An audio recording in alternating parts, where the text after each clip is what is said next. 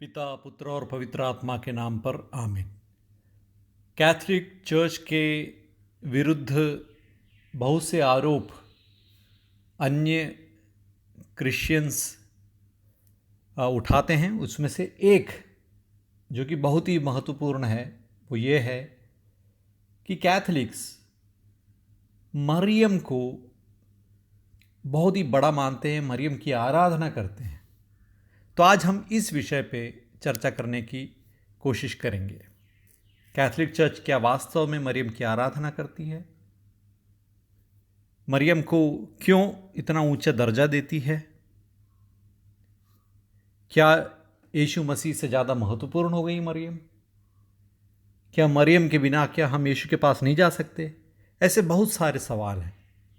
उसका जवाब ढूंढने की कोशिश अब हम करेंगे। जो लोग माता मरियम के खिलाफ बोलते हैं वो लोग प्रधान रूप से योहन का सुसमाचार 2 अध्याय दिखाते हैं और 2 अध्याय के 4 वाक्य में ईसा मरियम से कहते हैं, भद्रे, इससे मुझको और आपको क्या, अभी तक मेरा समय नहीं आया है। कुछ ट्रांसलेशन में भद्रे की जगह औरत, स्त्री ऐसा लिखा गया है।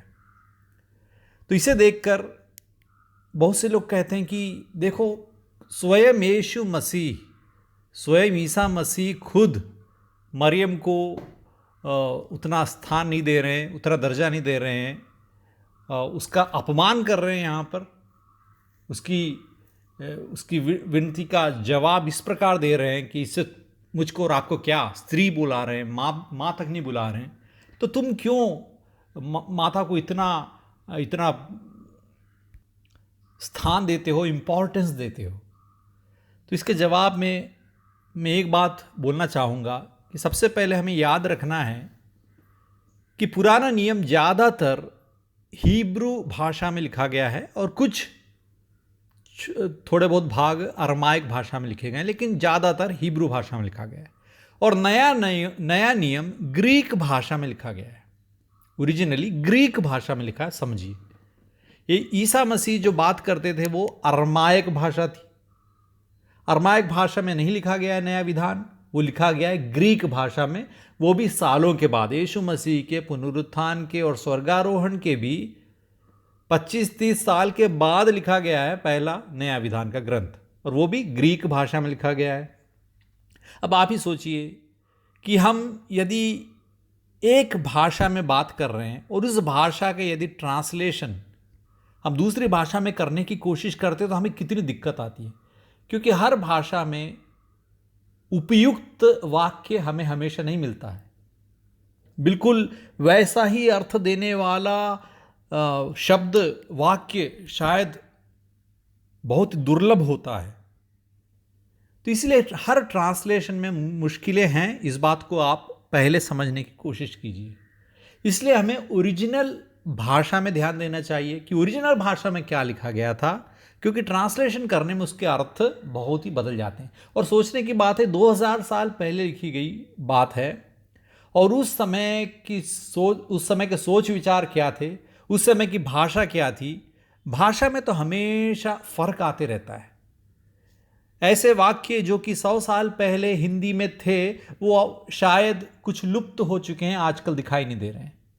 और कुछ ऐसे वाक्य जो कि साधारण अर्थ थे वो आजकल कुछ और ही अर्थ उन वाक्यों का, शब्दों का निकाला जा सकता है। ये सब तो हम जानते हैं, इन सब चीज़ों से हम वाकिफ़ हैं।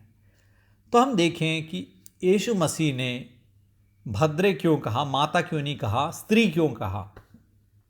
तो हमें देखना है कि यीशु मसीह हिंदी में तो बात नहीं कर रहे थे। यीशु मसीह ने अरमाइक भाषा में बात की और लिखा गया ग्रीक भाषा में। ग्रीक भाषा में वहाँ पर जिस वाक्य का, जिस शब्द का उपयोग किया गया वो है गुनाई। गुनाई, ये शब्द गुनाई, उसका अर्थ होता है हे स्त्री। वो बहुत ही रेस्पेक्टफुल, बहुत ही आदर सूचक एक शब्द है। पहली बात, ग्रीक भाषा में जैसे कि लेडीज एंड जेंटलमैन हम बोलते हैं इंग्लिश में, उसी तरह का ओ लेडी एक आदर सूचक प्रयोग है। पहली बात तो गुनाई शब्द बिल्कुल भी अनादर नहीं है, बिल्कुल भी उनका अपमान करने वाला वाक्य नहीं है। वो उन्हें अपनी माँ ही मानते हैं, ऐसा नहीं कि कोई ऐसे ही बिल्कुल उनसे कोई संबंध ही नहीं है। इस तरह की बातें बिल्कुल भी शोभा नहीं देती है हमें, हम क्रिश्चियंस को खासकर। तो यीशु मसीह ने जो कहा वो एक अच्छे आदर सूचक वाक्य में लिखा गया, पहली बात। और दूसरी बात, यदि हम इसकी ओर गहराई में जाएं तब हमें एक बात और ध्यान में रखना है, वो है उत्पत्ति ग्रंथ 3 अध्याय 15वां वाक्य। उत्पत्ति ग्रंथ 3 अध्याय 15वां वाक्य, जेनेसिस 3:15। वहां पर ऐसा लिखा है, मैं तेरे और स्त्री के बीच, तेरे वंश और उसके वंश में शत्रुता उत्पन्न करूंगा, वह तेरा सिर कुचल देगा और तू उसकी एड़ी काटेगा। आदम को पाप का प्रलोभन देकर उससे पाप करवाने वाले शैतान को प्रभु एक श्राप दे रहे हैं और कह रहे हैं कि मैं तेरे और स्त्री के बीच, तेरे वंश और उसके वंश में शत्रुता उत्पन्न करूंगा। तो वहां पर हिब्रू भाषा में लिखा गया ये, और हिब्रू भाषा का जो ग्रीक ट्रांसलेशन है, जो सबसे पहला ट्रांसलेशन था, ग्रीक भाषा में हुआ था, क्योंकि बहुत से यहूदी ग्रीक भाषा बोलने वाले जगहों पर रहते थे, ग्रीस में रहते थे और ऐसे ही प्रांत प्रदेश में रहते थे जहां पर ग्रीक भाषा का उपयोग किया जाता था। और वहां पर जो इस हिब्रू बाइबल का ट्रांसलेशन किया गया, सेप्तुअजिंत जिसे बोलते हैं, तो उस ग्रीक भाषा में वहां पर जिस वाक्य, जिस शब्द का उपयोग किया गया वो है गुनाई। मैं तेरे और गुनाई के बीच, तेरे वंश और उसके वंश में शत्रुता उत्पन्न करूंगा। तो स्त्री के लिए, वुमन के लिए वहां पर जो ओरिजिनल वाक्य है वो है गुनाई। और वही गुनाई का प्रयोग यहां पर यीशु मसीह इस विवाह भोज के अवसर पर यूहन्ना के सुसमाचार 2 अध्याय में, जहां पर गलीलिया के काना के विवाह की बात की जा रही है, वहां पर प्रभु मरियम को देखते हुए कहते हैं गुनाई। तो इसका अर्थ यह है प्रिय भाइयों और बहनों कि ईसा मसीह कह रहे हैं कि उत्पत्ति 3:15 में जो कि मुक्ति के बारे में प्रवचन दिया गया था, प्रभु की प्रतिज्ञा है, मानव वंश को मुक्ति दिलाने वाली प्रतिज्ञा कि स्त्री की संतति, स्त्री का वंश, स्त्री का पुत्र शैतान के सिर को कुचलेगा।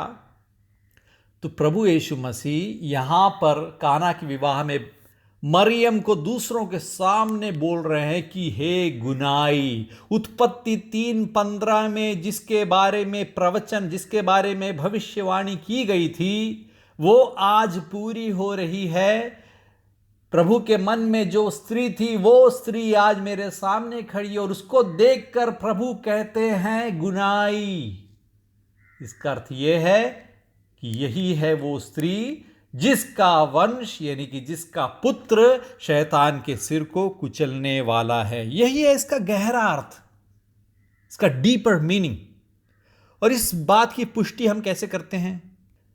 यूहन्ना के सुसमाचार 19वें अध्याय के 26वें वाक्य में, जॉन 19 का वर्स 16, वहां पर क्रूस पर जो है ईसा, वो कहते हैं, ईसा ने अपनी माता को और उनके पास अपने उस शिष्य को, यूहन्ना को, जिसे वह प्यार करते थे, उसे देखा।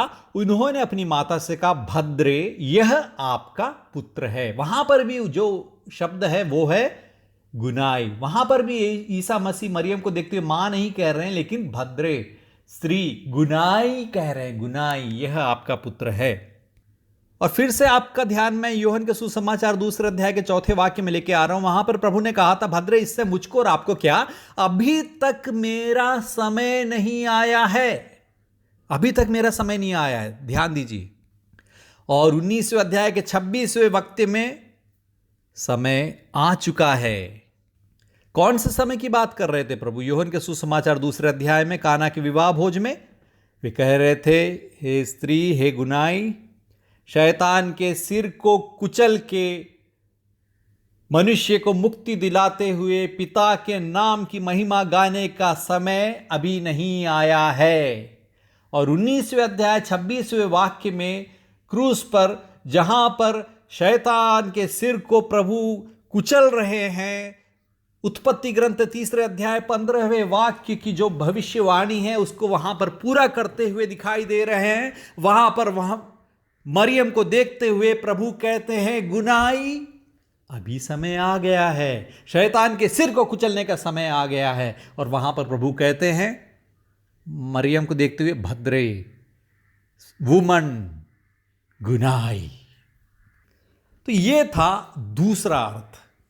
पहला अर्थ मैंने बोला कि वो रेस्पेक्टफुल शब्द है, वो कोई अनादर या अपमान करने वाला शब्द नहीं है। माँ को माँ ना बुलाते हुए स्त्री बुलाना, ये अर्थ नहीं था वहाँ पर। वो एक आदर सूचक शब्द है। और यीशु मसीह कई अनेक अवसर पर भी स्त्री को देखते हुए गुनाई बोलते थे। मैथ्यू 15:28, लूक 13:12, यहाँ पर इन 2 जगह पर भी हम देखते हैं कि वो गुनाई बोलते हैं स्त्रियों को देखते हुए, औरतों को देखते हुए। और दूसरी बात मैं बोल रहा था कि गुनाई स्त्री, उस वाक्य का अर्थ बहुत ही गहरा है। उसका अर्थ ये है कि उत्पत्ति 3:15 में जिस स्त्री के बारे में बोला गया था, पहली हव्वा, और यहाँ पर हम देखते हैं ये दूसरी हव्वा है। और वहाँ पर इस दूसरी स्त्री का पुत्र ईसा मसीह शैतान के सिर को कुचलते हुए सारे मानव वंश को मुक्ति दिला रहा है।